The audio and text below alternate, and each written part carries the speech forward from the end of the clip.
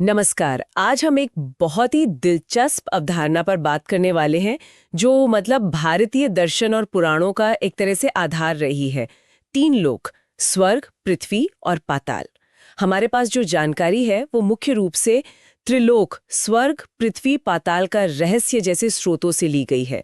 और आज हम कोशिश करेंगे कि इन तीन लोकों के मायने, उनकी खासियतें और सृष्टि की समझ में इनका क्या महत्व है, इसे थोड़ा खोलकर समझें।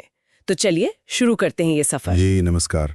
और ये समझना वाकई बहुत ज़रूरी है कि ये जो तीन लोक हैं, ये सिर्फ कोई अलग अलग जगह नहीं है। ये असल में पूरी सृष्टि की एक बनावट को दिखाते हैं। इसमें कर्म का सिद्धांत है, जीवन के अलग अलग अनुभव हैं, चेतना के स्तर हैं। ये एक ढांचा है कह सकते हैं, जिसके जरिए कर्म और उसके जो फल होते हैं उनको समझा जाता है। ये एक तरह का कॉस्मिक मैप है। देवलोक भी कहते हैं इसे, है ना? सुनने में आता है कि देवराज इंद्र वहां के राजा हैं। हाँ, और वहां कौन कौन रहते हैं? देवता तो हैं ही, पर शायद गंधर्व, अप्सराएं और वो ऋषि मुनि जिन्होंने बहुत पुण्य कमाया हो। सुनने में तो बड़ा भव्य लगता है। बिल्कुल। और पुराणों में जो वर्णन है वो इसी भव्यता की पुष्टि करता है। स्वर्गलोक को मतलब चरम आनंद, सुख और वैभव का स्थान बताया गया है। आप सोचिए, एक ऐसी जगह जहां ना कोई दुख है, ना बुढ़ापा है, ना बीमारी, ना कोई कमी।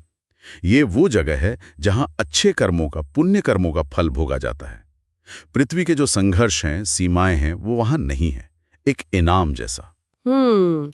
और यहाँ पहुंचने का रास्ता वो तो बताया गया है, अच्छे कर्म, यज्ञ, दान, धर्म का पालन। हम्म। लेकिन यहाँ एक बहुत ही दिलचस्प बात है जो शायद थोड़ी चौंकाने वाली भी हो सकती है, कि स्वर्ग जो है वो मोक्ष नहीं है, अंतिम मुक्ति नहीं। इसका क्या मतलब हुआ? क्योंकि कई बार तो लगता है कि स्वर्ग ही सबसे ऊंचा लक्ष्य है। हाँ, ये एक बहुत जरूरी बारीकी है। अक्सर लोग इसे नजरअंदाज कर देते हैं। स्वर्ग परम लक्ष्य नहीं है, वो बस एक पड़ाव है। इसका मतलब यह है कि ये एक अस्थायी इनाम है। क्यों? क्योंकि ये पुण्य कर्मों का फल है। और कर्मों का फल, चाहे पुण्य हो या पाप, वो सीमित होता है। जब उन पुण्यों का असर, वो क्रेडिट खत्म हो जाता है, तो आत्मा को फिर से जन्म मृत्यु के चक्कर में लौटना पड़ सकता है, ज्यादातर पृथ्वी पर ही। ये मोक्ष नहीं है। मोक्ष तो इस पूरे आने जाने के चक्र से ही आजाद हो जाना है। स्वर्ग उस रास्ते पर एक आरामदायक जगह हो सकती है, पर मंजिल नहीं। अच्छा, तो ये कुछ ऐसा हुआ जैसे कर्मों के बैंक बैलेंस पर मिले शानदार रिवॉर्ड पॉइंट्स जो इस्तेमाल करने के बाद खत्म हो जाते हैं। ये सोच तो स्वर्ग की आम धारणा को काफी बदल देती है। मतलब ये सिर्फ आनंद की जगह नहीं, बल्कि एक सीमित समय के लिए कमाया गया नतीजा है।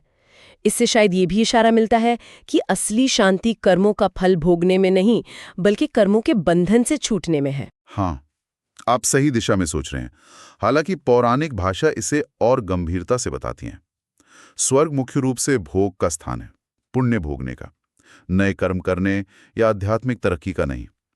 वहां बस जमा किए हुए पुण्यों का इस्तेमाल होता है। इसीलिए जिन्हें परम शांति या मोक्ष चाहिए, उनकी नजर स्वर्ग से भी आगे जाती है। समझ गई। तो अगर स्वर्ग पुण्य कर्मों के फल भोगने की जगह है, तो फिर वो कौन सी जगह है जहां ये कर्म किए जाते हैं, जहां हमें चुनने का मौका मिलता है? यहीं तर शायद पृथ्वी लोक का महत्व आता है ना, वो जगह जहां हम सब अभी हैं। इसे मर्त्य लोक भी कहते हैं, नश्वर लोगों का लोक। जी हाँ, मर्त्य लोक नाम ही इसका स्वभाव बताता है। यहाँ जन्म और मृत्यु का चक्र लगातार चलता रहता है। ये इसकी पहचान है। लेकिन इससे भी ज्यादा जरूरी बात, जैसा हमारे श्लोक भी बताते हैं, पृथ्वी लोक को कर्म भूमि माना गया है। ये पूरे ब्रह्मांडीय नक्शे में शायद अकेली ऐसी जगह है जहां आत्माओं को, खासकर मनुष्य रूप में, अपनी मर्जी से अच्छे या बुरे कर्म करने का मौका और चुनाव मिलता है। यही किए गए कर्म तय करते हैं कि आत्मा आगे कहाँ जाएगी, स्वर्ग की तरफ या दुर्भाग्य से पाताल की तरफ, या फिर सबसे ऊंचे लक्ष्य मोक्ष की तरफ। और पृथ्वी पर अनुभव भी कितने अलग अलग हैं। सुख दुख का आना जाना, जन्म मृत्यु देखना, प्यार, नफरत, सफलता, असफलता, ये तो एक प्रयोगशाला जैसी है। तो क्या इसी वजह से कि यही कर्म करके मोक्ष का दरवाजा खुल सकता है, मनुष्य जन्म को इतना खास और मुश्किल से मिलने वाला माना गया है, जैसा कई ग्रंथ कहते हैं? बिल्कुल सही समझा आपने। पृथ्वी लोक कर्म करने और उन कर्मों से आध्यात्मिक उन्नति या पतन का एक अनोखा बेजोड़ मौका देता है। देखिए, स्वर्ग में मुख्य रूप से भोग है, पुण्य का फल। पाताल में भी मुख्य रूप से भोग है, पाप का दंड या असुरों का अपना जीवन। लेकिन पृथ्वी पर कर्म और भोग दोनों मुमकिन है। यहाँ आत्मा पिछले कर्मों का फल भी भोगती है और साथ ही नए कर्म करने के लिए आज़ाद भी है। यहीं पर अपनी बुद्धि का इस्तेमाल करके, धर्म को समझकर और उस पर चलकर अच्छे कर्म जमा करके आत्मा इस जन्म मृत्यु के चक्र से निकलने का यानी मोक्ष पाने का रास्ता बना सकती है। इसलिए पृथ्वी सिर्फ रहने की जगह नहीं, बल्कि एक बहुत महत्वपूर्ण आध्यात्मिक मोड़ है। ये बात तो पृथ्वी पर हमारे होने को एक गहरा मतलब देती है। ये सिर्फ एक ग्रह नहीं, बल्कि एक कर्मशाला है, जहां आत्माएं सीखती हैं, खुद को बेहतर बनाती हैं और अपने असली लक्ष्य की तरफ बढ़ सकती हैं। ये तो हमारे हर काम, हर सोच को एक वजन देता है। निश्चित रूप से ये वो मंच है जहां आत्माएं अपने कर्मों से अपनी कहानी खुद लिखती हैं। हर चुनाव, हर कर्म मायने रखता है। अपनी सी छवि आती है। सीधा लगता है कि ये नरक है, पर क्या ये पूरी सच्चाई है? हमारे स्रोत तो कुछ और भी इशारा करते हैं। हाँ, स्रोत के मुताबिक पाताल लोक को सिर्फ नरक या सजा की जगह समझना चीजों को बहुत सरल कर देना होगा।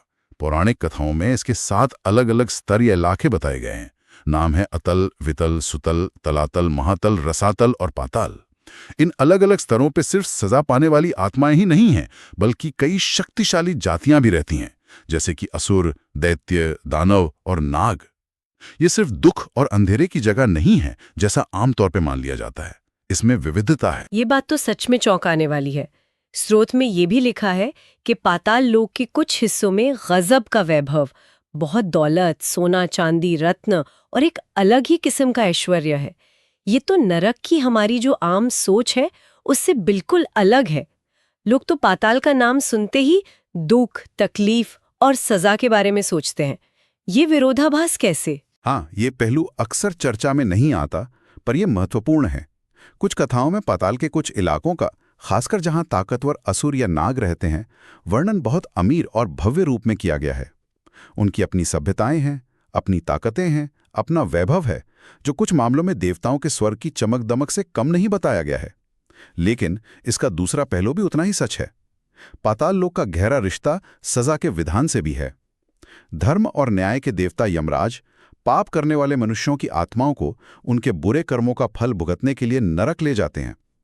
कई व्याख्याओं के अनुसार ये नरक या नरक के अलग अलग स्तर पाताल लोक के ही खास हिस्से हैं या उससे जुड़े हुए आयाम हैं, जो खास तौर पर सजा भुगतने के लिए बने हैं। यहाँ आत्मा को अपने बुरे कर्मों के हिसाब से कड़ी सजा मिलती है। तो पाताल लोक एक मल्टी लेयर्ड रियलिटी है। इसमें असुरों और नागों जैसी शक्तिशाली प्रजातियों का घर भी है, उनका अपना वैभव और ताकतें भी हैं, और साथ ही ये पृथ्वी पर किए गए पाप कर्मों की सजा की जगह भी है। ये सिर्फ नरक का दूसरा नाम नहीं, बल्कि उससे कहीं ज्यादा बड़ी और जटिल चीज है। बिल्कुल सही कहा। ये अलग अलग शक्तियों और प्राणियों का निवास स्थान है, जिनकी अपनी भूमिकाएं और कहानियां हैं। इसे सिर्फ नकारात्मक नजरिए से देखना इसकी पूरी तस्वीर समझने में रुकावट डालता है। यह सृष्टि की विविधता का एक और सबूत है, जहां रोशनी और अंधेरा, ऐश्वर्य और सजा दोनों के लिए जगह है। तो अब अगर हम इन तीनों लोकों, स्वर्ग, पृथ्वी और पाताल को एक साथ रख के देखें तो एक पूरी तस्वीर उभरती है। स्वर्ग है पुण्य कर्मों का अस्थायी इनाम, एक भोग भूमि। हाँ। पृथ्वी है कर्म करने का मुख्य मंच, कर्म भूमि, जहां भविष्य तय होता है और मोक्ष का रास्ता भी यहीं से खुलता है। सही। और पाताल एक जटिल इलाका है, जो असुरों, नागों जैसी शक्तियों का घर है, जहां ऐश्वर्य भी है, लेकिन साथ ही यह पाप कर्मों के दंड का स्थान भी है। आपने इसे बहुत अच्छे से समेट के बताया है। ये तीनों लोक मिलकर ही सृष्टि की पूरी तस्वीर बनाते हैं। ये कोई अलग अलग द्वीप नहीं है, बल्कि एक दूसरे से गहरे जुड़े हुए हैं। और इन्हें जोड़ने वाला जो मुख्य धागा है, वो है कर्म का सिद्धांत। इन सब के पीछे वही एक यूनिवर्सल नियम काम करता है, जिसका जिक्र हमारे स्रोत में भी है और जो अक्सर कहा जाता है, जैसा कर्म वैसा फल। यही वो धुरी है जिस पर यह पूरी त्रिलोक व्यवस्था टिकी है। कर्म ही वो ताकत है जो तय करती है कि आत्मा किस लोक में जाएगी और वहां उसे क्या अनुभव करना होगा। ये एक तरह से ब्रह्मांडीय संतुलन और न्याय की व्यवस्था दिखाता है। हाँ, ये कर्म सिद्धांत ही इन तीनों लोकों को एक लॉजिकल और नैतिक फ्रेमवर्क में बांधता है। संदेश साफ है, स्वर्ग चाहिए तो पुण्य करो, पृथ्वी पर मौका मिला है तो सोच समझकर कर्म करो और मोक्ष का लक्ष्य रखो, और अगर पाताल की सजा से बचना है तो पाप कर्मों से दूर रहो। ये जीवन जीने के लिए एक नैतिक गाइडलाइन भी देता है। संक्षेप में कहें तो यही इसका व्यवहारिक संदेश है। यह हमें याद दिलाता है कि हमारे कर्म सिर्फ इसी जीवन तक सीमित नहीं है, उनके नतीजे कहीं ज्यादा बड़े और दूर तक जाने वाले होते हैं, जो हमारी आत्मा की अनंत यात्रा पर असर डालते हैं। तो ये थी हमारी आज की थोड़ी गहरी चर्चा। स्वर्ग का वो क्षणिक वैभव, पृथ्वी की एक केंद्रीय भूमिका और पाताल का वो जटिल रहस्य। इन तीन लोकों की अवधारणा हमें न सिर्फ ब्रह्मांड की विशालता का एहसास कराती है, बल्कि हमारे अपने जीवन में हमारे कर्मों के गहरे महत्व को भी बताती है। ये सिर्फ पौराणिक भूगोल नहीं, बल्कि एक गहरा जीवन दर्शन है। बिल्कुल, और ये याद रखना भी जरूरी है कि ये लोग चाहे असलियत में कहीं हों या न हों, ये गहरे दार्शनिक और मनोवैज्ञानिक सच के प्रतीक भी हैं। स्वर्ग शायद पुण्य से मिलने वाले सुख का प्रतीक है, पृथ्वी कर्म और चुनाव के संघर्ष का, और पाताल नकारात्मक कर्मों के नतीजों और हमारे अचेतन मन की गहराइयों का। ये हमें अपने विचारों, शब्दों और कर्मों के प्रति हमेशा जागरूक और जिम्मेदार रहने की प्रेरणा देते हैं, क्योंकि हर क्रिया की एक प्रतिक्रिया होती है जो हमारी आध्यात्मिक यात्रा को दिशा देती है। और इस चर्चा के आखिर में एक सोचने वाला सवाल छोड़ जाते हैं। स्रोत ये साफ करता है कि पृथ्वी ही एकमात्र कर्म भूमि है, जहां कर्म करके मोक्ष की तरफ बढ़ा जा सकता है। स्वर्ग और पाताल मुख्य रूप से भोग भूमियां हैं। इससे एक गहरा सवाल उठता है, क्या इसका मतलब ये है कि स्वर्ग में रहने वाले देवताओं को या पाताल में रहने वाले शक्तिशाली असुरों को भी, अगर वो कभी इस जन्म मृत्यु के चक्र से पूरी तरह मुक्त होना चाहें, तो उस परम लक्ष्य यानी मोक्ष को पाने के लिए कर्म करने हेतु पृथ्वी पर मनुष्य के रूप में जन्म लेना ही पड़ेगा? ये एक ऐसा विचार है जिस पे गहराई से सोचा जा सकता है।